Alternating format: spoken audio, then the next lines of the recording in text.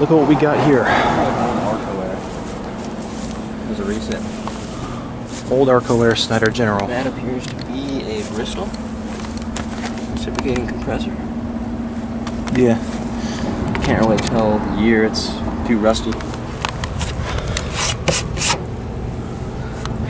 It's faded. Yeah, it's completely. It's always faded on these.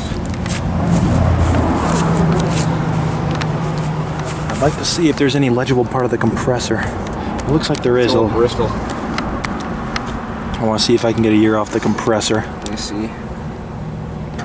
Or it's more It's legible. 1980 something. I don't know. I can't really make it out. Probably a late 80s. Look at the fan conduit. It's kind of crazy.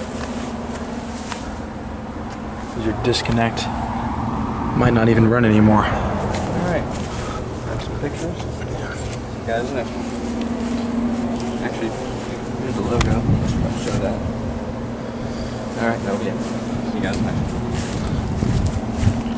I'll try to get some pictures of Damaged coil right there. I guess it's gonna be it. I'll get a picture.